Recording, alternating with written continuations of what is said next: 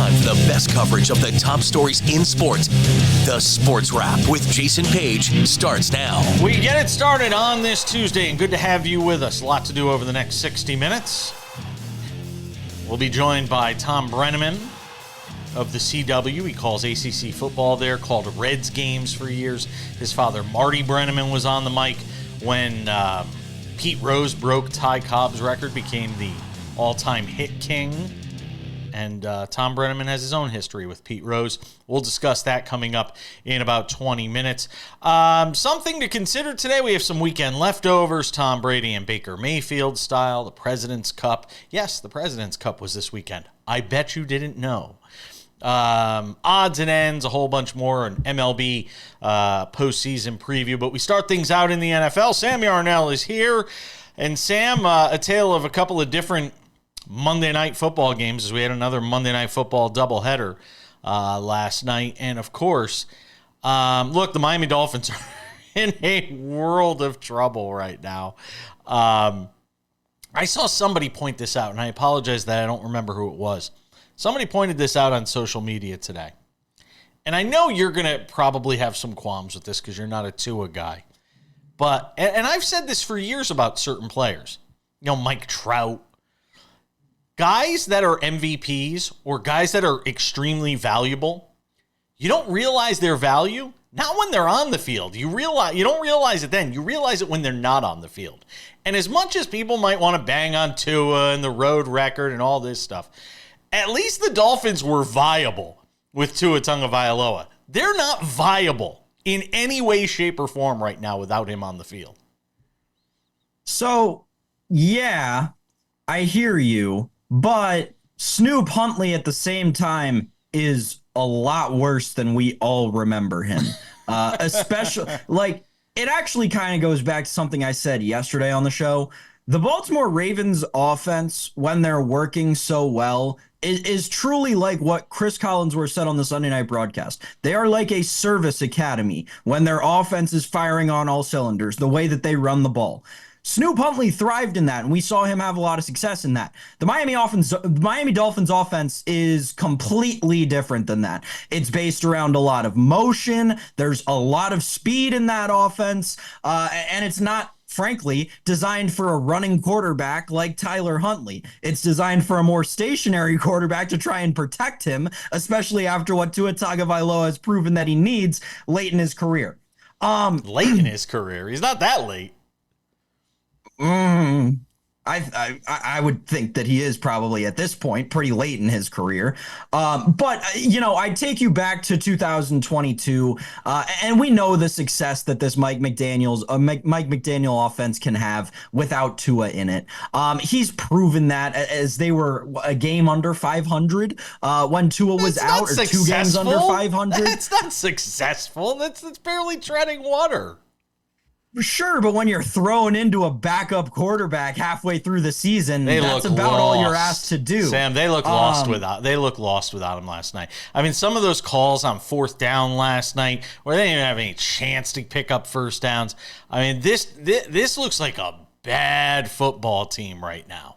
I mean, and look, you're talking at least 2 more games before you get them back. You're 1-3. You're going to be probably 1-5. By the time you see him again, at the earliest, maybe 1-6. You almost wonder at this point, do you just pack it in if you're the Dolphins and throw away the season? Yeah, they looked like the worst team in football last night, and they probably are right now. A huge piece of that, though, is they cannot run the football to save their lives. Oh, they cannot. Devon Achane averaged 1.5 yards per carry yesterday. That's not sustainable in any offense. Again, like I said, not built around the success of a quarterback like Tyler Huntley. If they do want to at least tread water, they're going to have to go out and get someone who's better tailored, especially with the loss of Skylar Thompson, a guy we've seen a guy who we've seen have somewhat success, at least in his rookie year out of K-State, in that Miami Dolphins offense with all the superstars around it. You know, there are so many people that came on. I just don't know where you're going. Not you, per se. I'm saying I don't know where you're going. There are so many people that came on and social media and stuff right after the game, and they're like, what are we doing? Like, trade Tyreek Hill back to Kansas City, get rid of Jalen Watt. What are we talking about, Matthew people? Berry. It is the most foolish thing that I've ever heard for the reaction of Miami Dolphins fans after one game or perhaps one lost season. Listen, even if you do tank this season, it is a quarterback-rich NFL draft this year, and that is an offensive system that, again, is designed to have a very talented quarterback come into it and have massive amounts of success. All right. So I'm not worried about the Dolphins at all. I'm sure they're worried in Miami, but let's talk about obviously what happened last night in Detroit. Lions and Seahawks. Can we just have Lions and Seahawks for 17 games every year? I'd sign up for that. I mean, my God. Give me overs every time. Lots of points. Why are you making faces like somebody just urinated in your Wheaties? They're exciting football games. They're exciting football games. There's no getting around that. I'm never, ever, ever, ever, ever going to ask for 17 weeks of Geno Smith. Like, I don't care if he's the quarterback of my team. They're great games. Talking about the games. It was. The great thing about that game last night is we went into it expecting an NFL game, and a college football game broke out in the middle of it. Yeah. It was truly impressive to see what the quarterbacks combined for. Gosh, darn near 700 passing yards in that game. Jared Goff, perfect. I mean, my God. I mean, well, and some of the fun plays too, like the David Montgomery bubble screen pass where he runs through half the team, goes full Marshawn Lynch on the Seattle Seahawks defense. You're right. It was a very fun game to watch. The circus catch from Amon-Ra St. Brown for the touchdown. It was a very fun game to watch. Don't get me wrong. Again, I'm never going to ask for 17 weeks of Geno Smith, whether it's for my team or just watching him. And we cashed on that bet for Geno to throw a pick late in that game. But hey, you're right, Jason. It was a very good game and maybe the most fun play of the season to date with the Amon-Ra pass to Jared Goff. And by the way, can I also go back just for 1 second to that Titans-Dolphins game and just say this? It once again goes to show Mason Rudolph's not going to tear up the town. Mason Rudolph's never going to be confused for any of the great quarterbacks that have played the game. But it goes to show that just with a little bit of competence and professionalism at the quarterback position, you can find ways to win games. That Titans defense, obviously, a big part of that as well. All right, stick around. We got more to do on the show. I've got something to say as it relates to Pete Rose and Dikembe Mutombo's passing. We'll get to that next. Thom Brennaman will join us as well. Sam comes back later in the show.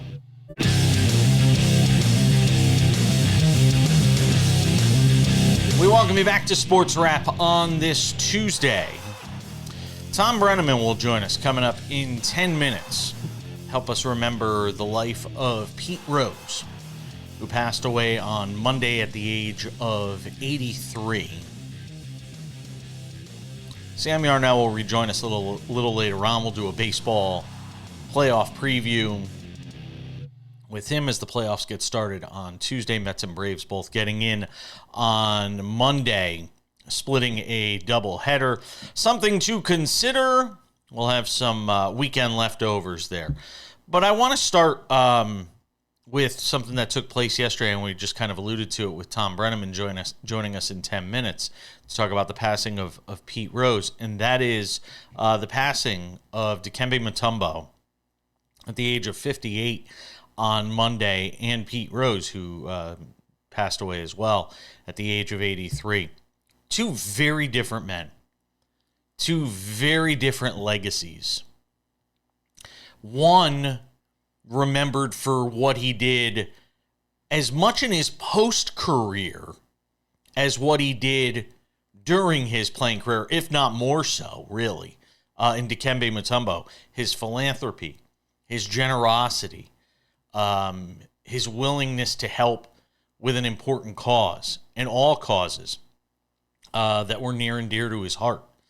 A personality, this effervescent personality that made basketball so much fun. His role in the game so enjoyable to watch.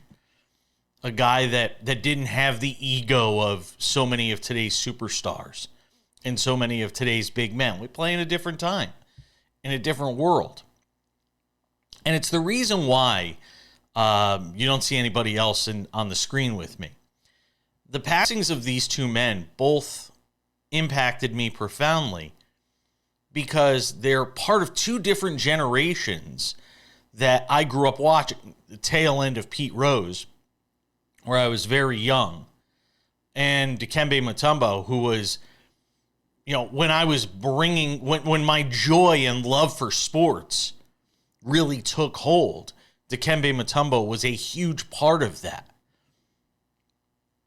So to see him gone at such a young age, to lose somebody like this at such a young age, at 58 with so much life left to live as a result of brain cancer, was something that it was emotional for me yesterday, because my high school years, my late high school years, when I started to think, hey, I might want to talk about sports for a living, those were years where we were talking about Dikembe Mutombo playing for the Denver Nuggets, upsetting the Seattle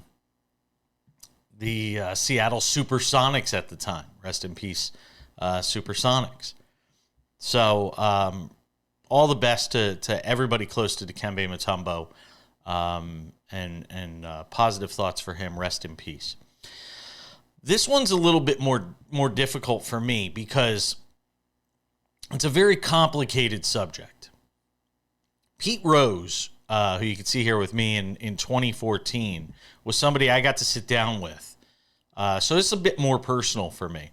I only spent 30 minutes of an entire life that the guy spent on this planet with him. But that 30 minutes talking baseball with Pete Rose in 2014, when I was with NBC Sports Radio, meant the world to me as somebody who grew up playing baseball, wanted to play baseball, talked about it for a living. Having the opportunity to pick Pete Rose's brain in 2014 while he was on a book tour meant the world to me.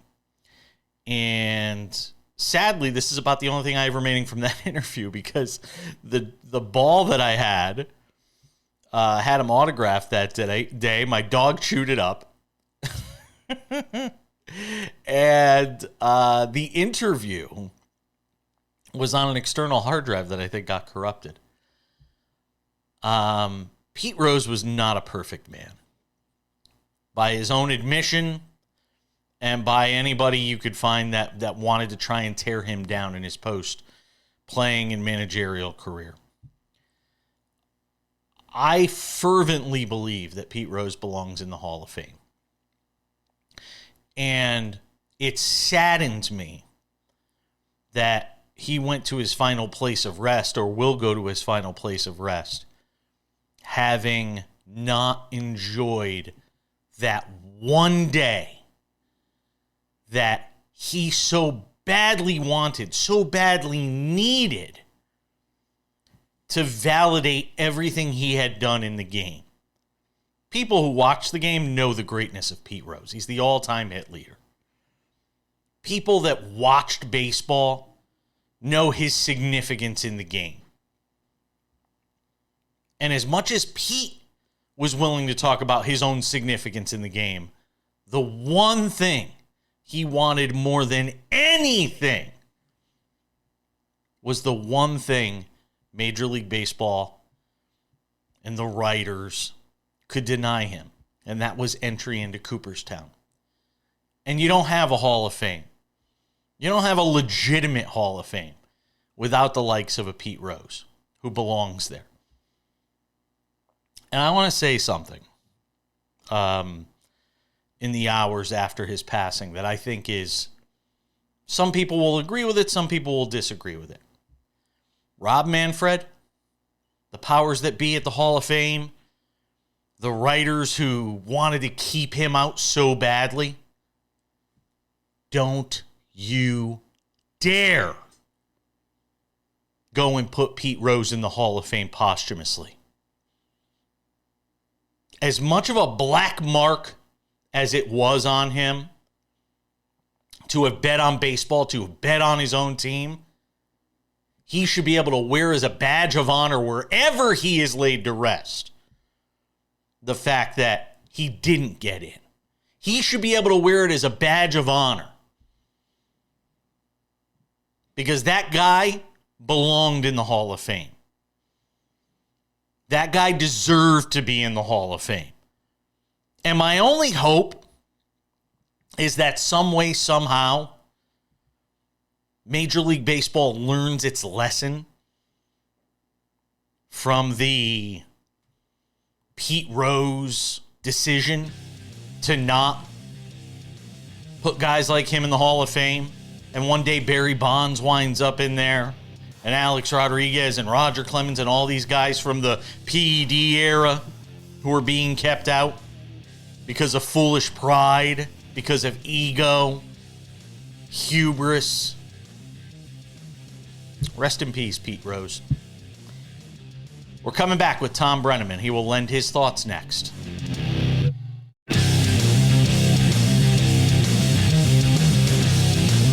We welcome you back to this Tuesday edition of the program. You heard me have my say on the passing of Pete Rose, also the passing of Dikembe Mutombo on Monday, the news coming down. I wanted to bring in Thom Brennaman, who's known Pete Rose for a long time. His father, Marty, called the games for the Reds when Pete was still playing, was on the mic for the famous call when he broke Ty Cobb's record and became the hit king. And Thom Brennaman got to meet him over the years, obviously, through that relationship as well. And Thom Brennaman, who does a great job on the ACC football broadcasts with CW, joins us on the show. What was your reaction? What was your immediate reaction when you heard of Pete Rose's passing, Tom? Well, Jason, thanks for having me Absolutely. on again. It's nice to see you. I hope everything's well. Somebody said to me last night, there were a lot of things that you might have expected from Pete Rose. And you can fill in the blank on any of them across the board from one end of the spectrum to the other. As you know, you've been around him, you spent time with him, you talked baseball with him. One thing you never expected from Pete Rose, Jason, was that he was going to die. Here in Cincinnati, I don't know if there's ever been an athlete that is more bound or related to his city more than Pete Rose was in Cincinnati. Born and raised, west side of town, tough part of town, grew up with his mom and dad, just tough, athletic, driven people, and overachiever for the talent that he was given. He embodied so many great things about this great city. And for so many here, I think I speak for a lot of them. I don't want to speak for all of them. You just can't believe he's gone. You just felt like Pete Rose would live forever. Good, bad, or indifferent. Right. How you felt about it. But felt like he'd live forever. Yeah, I said this in the last segment. We often use the term rest in peace. And I don't even know if in death this man will rest in peace, because till his dying day, he was fighting the battle to try and convince people that he belonged in the Hall of Fame. It meant so much to him, Tom. Yeah. We hear so many athletes today say, well, I don't care if I get in. These guys that have been snubbed for whatever reason, I don't care if I get in. It meant so much to him, and his existence revolved around it just so much. Yeah. It's interesting, Jason. When I was announcing the Cubs games back in the early 1990s, and my partner, who became like a second father to me, the late, great Ron Santo. This was a guy that should have been in the Hall of Fame, maybe not, after 5 years necessarily. You can make that argument. You can make the argument he could have been after 5 years. But the bottom line is he went 10 years and 20 years and 30 years and 40 years. And every year that Hall of Fame announcement would be made, and media would be camped in front of his house in either Chicago or Arizona, where he's living at the time.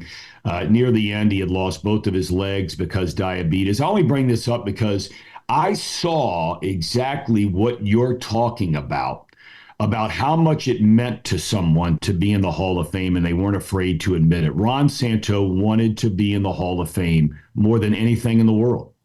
And then he died, and they put him in 2 years later. And look, for his wife, Vicky, who gave the induction speech, and for his kids, whom I'm really good friends with all of them, and his grandkids, it meant the world to them, but not nearly what it had meant to him.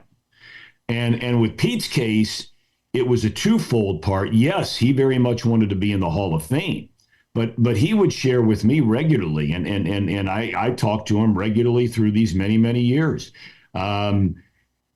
The thing that I think meant as much to him was getting a chance to be back in baseball again, because I don't think there's ever been anybody over the last 83 years during his lifespan, Jason, that loved baseball more than Pete Rose did. As you know, I mean, he loved baseball. He loved working with young players. He loved being around players. And I loved watching him. I loved watching him on the Fox broadcasts, breaking down baseball, talking about hitting. You want to watch some great videos, and they're all over YouTube. Go watch the videos of him sitting there with Alex Rodriguez and Frank Thomas, two guys that one's in the Hall, the other should be in their own right, and talking about hitting and moving up in the batter's box and moving back in the batter's box and changing your grip on the bat and all this stuff. And I'm just like, I'm mesmerized watching this. Yeah, and he loved sharing that kind of stuff with young players and wanted to do it again. And I think that's where he was extremely naive, and in that he was going to get back in the game. I think you could certainly make the case, whether you like him or don't like him. Was he perfect? Absolutely not. No question, nor is anyone else for that matter, though many judge to be. But you can make the case that as Pete Rose, the player, he deserves to be in the Hall of Fame because the gambling accusations and proven to be true did not come about until he was managing baseball. So Pete Rose, the player, should be in the Hall of Fame.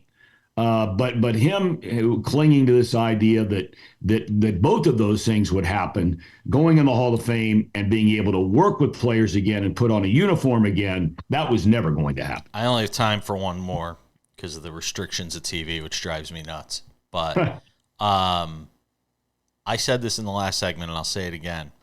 Don't dare put him in posthumously. I think it would be the biggest slap in the face to put him in posthumously and not allow him to have had that day, that one day that would have meant so much to him. It gets me emotional talking about it because they could have at any point stopped this madness, this nonsense of not putting him in, Tom. Don't dare put him in now because I don't want to see it. The only thing, I hear what you're saying, and I know what you're saying. The only thing I would say to that is having seen, going back to the Santo thing again, having seen how much it meant to his kids and his wife and his grandkids. I think the same thing. I mean, I grew up with Pete Jr. and his sister Fawn, and he's had two other children since then whom I don't know, but his first two children with his first wife, Carol, it would mean the world to them. And so, and I think it would certainly mean the world to a lot of people in the baseball world who knew him and just loved being around him because his energy and his humor and he was one of a kind. There's no question in multiple ways. Yeah. Thom Brennaman, I appreciate it. We got to get you on and talk college football one of these days. That wild ACC. That wild ACC. That you're Does anybody want to win besides Miami? Thank you, sir. I appreciate it. Be well. All right, buddy. Have a good day. We're coming back with more Sports Wrap on a Tuesday. Don't go anywhere.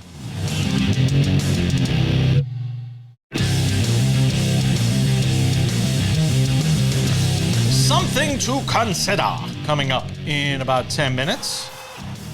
Some weekend leftovers, because who doesn't like leftovers? Let's talk some baseball. Postseason getting underway on Tuesday. Wild card matchups. Yankees, Dodgers, Guardians.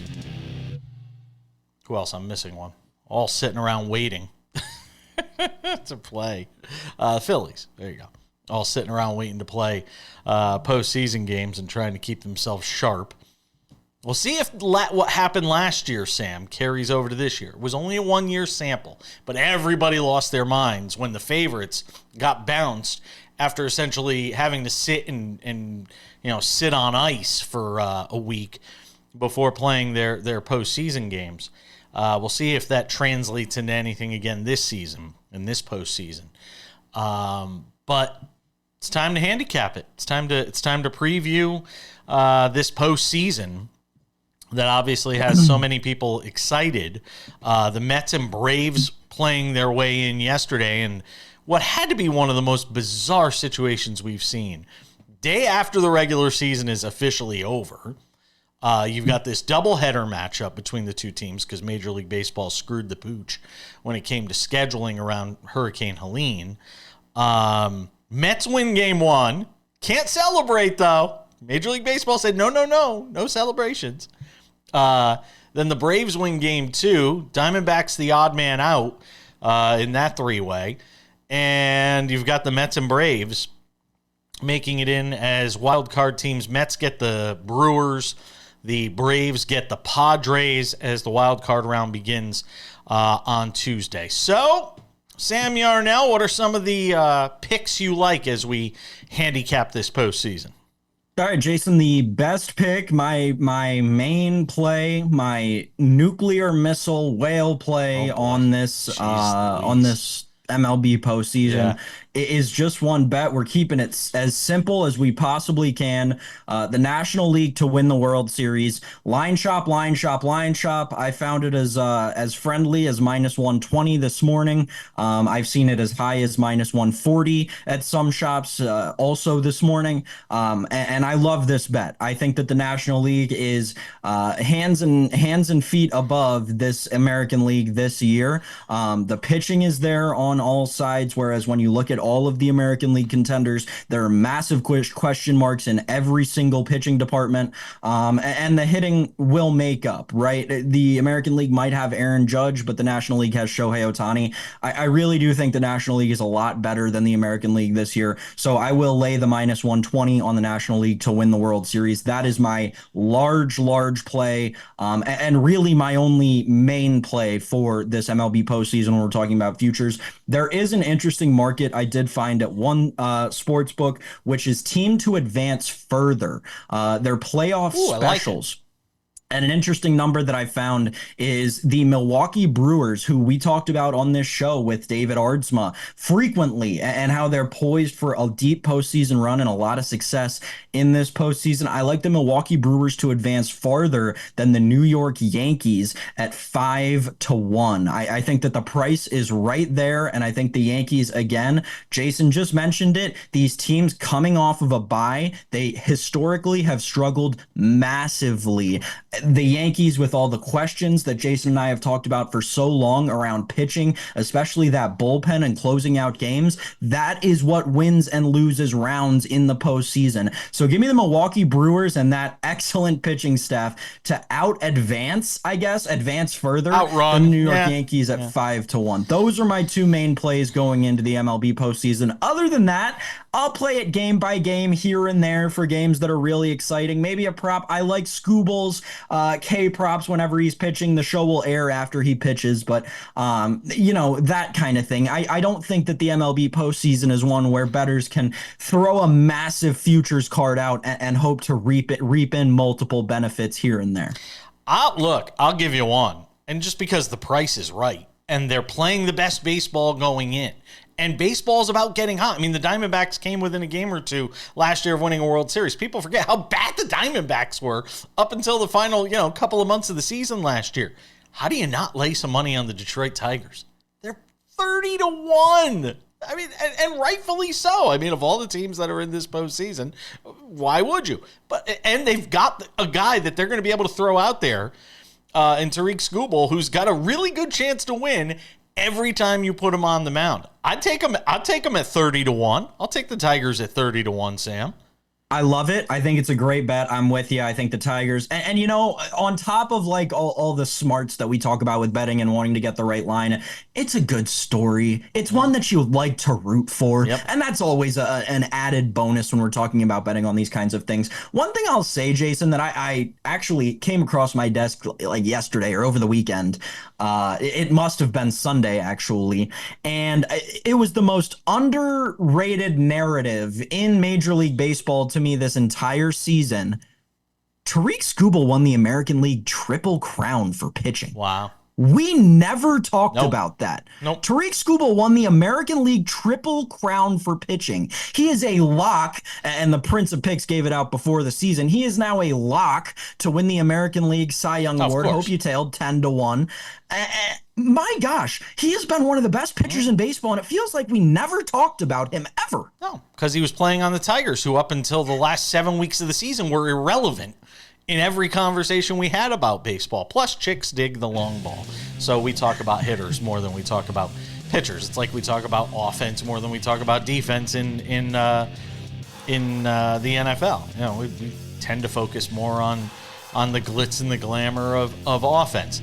Give me Yankees Dodgers in the World Series, because if you want to root for something, root for that, because it's the World Series everybody wants to watch. All right, something to consider, Sam Yarnell. That is right around the corner.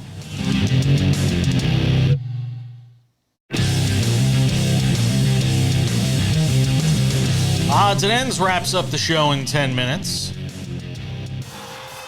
The end for the Arizona Diamondbacks. I want you to see something. We'll get to that coming up. Plus, we'll tie it together with anything we missed throughout the show. All right, Sam Yarnell. Something to consider on this Tuesday for your consideration. I give you Tom Brady sniping at Baker Mayfield, because why not? Always fun to. We knew Tom Brady said when he took this role with Fox Sports, he said he was not going to be shy about settling some scores. People may not remember this, but a couple of years ago, he made it very clear that he wasn't going to have any issues with taking guys to task. He wasn't going to sugarcoat anything. And that's kind of what you're getting from him already in the booth. Case in point, on Sunday, you had Baker Mayfield make some comments. People could see it on the screen. On a podcast recently, he was asked about the difference in the locker room between, Tom Brady being there and him being there. Baker Mayfield said, quote, "They wanted me to come in, be myself, bring the joy back to football for guys who weren't having as much fun." And he talked about the stress and tension that could exist in the locker room because of the type of player and personality that Tom Brady was, especially at that stage of his career. Well, Tom Brady wasn't very thrilled when he caught wind of this. Kevin Burkhardt asked him about it on the broadcast. Listen and watch for yourself. Guy here said, quote, "They wanted me to come in, be myself, bring the joy back to football for guys who weren't having as much fun." It's funny because you've made this environment for me very stressful up here in the booth, so I understand where he's coming from. Do you feel it? No. Feel the stress? No. Well, I was going to say, I thought stressful was not having Super Bowl rings. So there was a mindset of a champion that I took to work every day. This wasn't daycare. If I wanted to have fun, I was going to go to Disneyland with my kids. Yeah, so, as you were saying, go ahead. That's you feel like I feel like there's more in there to say. There's a way to approach this game, and it's that with the right mindset and try to push each other outside of our comfort zone. And great teammates do that. You come in, I have someone like Gronkowski, I have someone like Evans. There's high expectations for us. We got to make sure we go out there and deliver. The competitive juice is still flowing, still in there.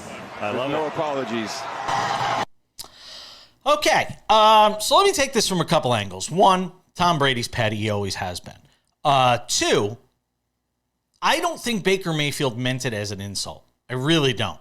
I think he was just giving an honest assessment of the difference between life with Tom Brady there, which he wasn't part of. All he's getting it from is secondhand, which means he's hearing from players directly that are saying, this is what it was like with Tom Brady, and here's what it's like with you, and here's the difference. That's one. Two, it gets old, this whole thing of, I know for Tom Brady it doesn't, because I'm sure he sits there every night and polishes all his championship rings and all that stuff. And it's great. If that's what gets you through life, Tom Brady, knock yourself out. But at the same time, not everybody does have their life revolve around winning a championship. To Baker Mayfield, I guarantee you, he is not losing any sleep at night over the fact that he doesn't have a Super Bowl. And that's not a bad thing. Not everybody obsesses to a degree, and that is sometimes what makes for great athletes. It sometimes makes them interesting people to cover, but it's what separates a Michael Jordan from some guys that play in the league. It's what separates a Wayne Gretzky who played the game and obsessed on that level. That may not be Baker Mayfield's style, and there's more than one way, Sam. I'll finish with this. There's more than one way to win championships. Tom Brady making it sound like the only way you could be a Super Bowl winner is the TB12 way is asinine. There's been guys that have played the game that have had fun doing it. Brett Favre, forever, whatever you want to think of Brett Favre was having fun out there every single game. And he still won a Super Bowl. So, I mean, this idea that you got to be a certain way and a certain mentality, and that's the only way you can win a championship. Poof. God, I gotta preface all this with the fact that it pains me, like it truly hurts my heart that I am about to have to stand up for Tom Brady, the man who single-handedly ruined the first 17 years of my life watching football. Shout out to Josh Allen. The Tom Brady saying this, to me, just proves what it takes to be the best in the world at something. First of all, I think that the notion that any professional football player, any player in the NFL wakes up in the morning and doesn't want to go win a championship, and it doesn't eat away at them if they've been in the league for 7 years and haven't won a championship yet, especially if they've been through 6 different teams. I think that professional athletes are born to try and win championships. What makes them professional athletes instead of amateur athletes. So wrong. It's what gets them to the professional level. You're telling me hold on a second. You're telling me there aren't guys that aren't in it mostly for the paycheck? Like they really that they're losing sleep at night when they're sitting on $100 million. You're out of your mind. And look, I'm going to say this. I'm not throwing the age card at you when I say this. You are a lot younger. When you're around these guys more and talk to them more, you suddenly start to realize some of them are in it just for the paycheck. They don't care about winning championships. They just don't. Their legacy is how people are remembered. And most of those guys who get those big paychecks get them because they already won something. Some guys just don't care. That's my only point. We're coming back.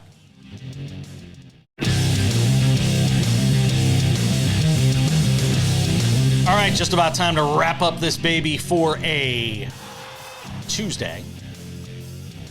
Wednesday means contender pretender.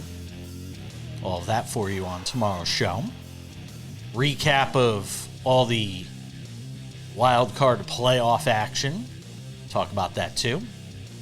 If you miss anything from SportsWrap, make sure to go check out the podcast available on all your favorite podcasting platforms. Google Play, Apple Podcasts, Spotify, TuneIn, iHeartRadio, Odyssey, Amazon, you name it. We're on all of them. All right, Sam Yarnell, time for some odds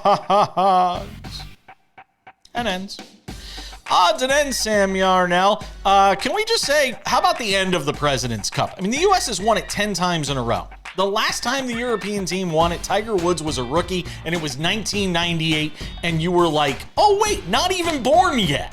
I mean, come on. Do we need the President's Cup anymore? We know the U.S. is good at beating everybody in golf except the Europeans. So let's just do away with the President's Cup at this point. Jason mentioned contender pretender on the show tomorrow. Spoiler alert right now, his first pretender, the Buffalo Bills. Why? Because he just likes to mess with anything that I like. The President's Cup. This was fun. You are jaded and cynical. Never mind. Hold on. We now know you are jaded and cynical. I'm very happy. This was fun for those of us American golf fans. A clean sweep on day one was something I did not have in my cards. Listen, we all thought that the U.S. was going to win. They came in, I believe, as massive favorites. And then they swept it on day one, and it was basically all over. The internationals tried to make a comeback on Saturday. That was pretty fun and also pretty short-lived. But the thing about this tournament, and the reason that I do truly think that it's so good for golf, is you see these players playing team golf, which is always more fun. And I think in 2024, team golf had a really strong comeback in the golf community, and there was a real rallying around team golf. The amount that we see these players talking to each other and being more humane than they are when they're playing on the PGA Tour or on the European Tour, not necessarily. They're just joking around more. They're talking to each other more, chirping at each other more. There's some cattiness. There's some cattiness out there. There's some guys that don't like each other. It's a lot more fun to see. It's better viewing. It's better golf for viewership. Yeah, I think there's a lot. I think the one thing we're realizing is a lot of these guys don't like each other all that much. If you're wondering what I'm talking about, go check out the Wyndham Clark stuff. Just go Google Wyndham Clark President's Cup. You'll find a whole bunch of fun stuff there. It's just there's some very unlikable characters in the game of golf. There's some likable ones. There's some really unlikable ones. And it used to be this sport that was so buttoned up. And it used to be this sport where there was etiquette and there was class and sportsmanship and all those things. That stuff's all out the window, man. It is a whole new world in golf. And you know what? I'm here for it. Odds and ends, the end for the Arizona Diamondbacks. And I gotta say this. A video came across my X feed yesterday, courtesy of 12 News in Phoenix, I believe. And they had video. It was just B-roll. That they had a cameraman in there as the players were packing their boxes after the doubleheader split between the Mets and the Braves, Sam. And I thought it was interesting to watch Torey Lovello go around the locker room and giving guys hugs and guys hugging each other because they're about to say goodbye. Remember, these guys, it's like family. You spend, 8 months out of the year with these guys, side by side. And I've worked in minor league baseball and traveled with teams, and there is a camaraderie. There is a brotherhood to it. And you think about a 162 game season, Sam, and you get 3 teams that finish in a tie for the last wild card spot, the last 2 wild card spots, the Mets, Braves, and Diamondbacks. And I know there's going to be some people that say, well, they should have tiebreakers and play against each other, because there used to be that. Now baseball's like, hey, we ain't got enough time. So we got to have, these different types of tiebreakers that sort of settle things. But in a 162 game season, if you can't manage to distinguish yourself by 1 game over everybody else, and I know crazy stuff happens in the course of a baseball season, sorry, you don't deserve to get in. So I feel bad for the Diamondbacks, but sorry, you didn't deserve to get in. Yeah, you said it perfectly. I mean, they're victims of what is the new playoff system, right? If we're gonna let in these 3 playoff teams, Jason, this is what's going to happen. Now, don't get me wrong, there's a very good part of this, and what is that? It's that up until the very last day of the season, we played competitive baseball games that actually meant something, and you had teams leaving it all out there on the field. That is good, and you're not gonna get these, September 28th minor league games in the major league level. But at the same time, you're always going to have an Arizona Diamondbacks going forward. Yeah, you're absolutely right. In a 162 game season with so many teams, you are going to wind up with that. Yes. It's the nature of letting 6 teams into the playoffs. Yep. The way that the schedule works out, there is always going to be a 7th team that is right outside of contention. There may not be an 8th, and like we're seeing this year, the drop off to the next team in the Cubs, who fell out of contention a week and a half ago, is what, 6 games. Like it is very fine margins, but when we get down to the end of the season, there's always going to be this black sheep 7th team. WNBA postseason tonight, semifinals for the WNBA playoffs. You've got the Aces and the Liberty. Liberty -4. I like the Aces. I think they get a split in New York. Get the series back to Las Vegas tied at 1. And I like the Lynx tonight, -4.5. Suns stole game 1 in Minneapolis. Thoughts real quick? Aces and Sun, lock it in. There you go. Wow. Picking the Sun. I like it. Give me the dogs on the money line. We'll see you all back here tomorrow. Thanks to Thom Brennaman. Good stuff.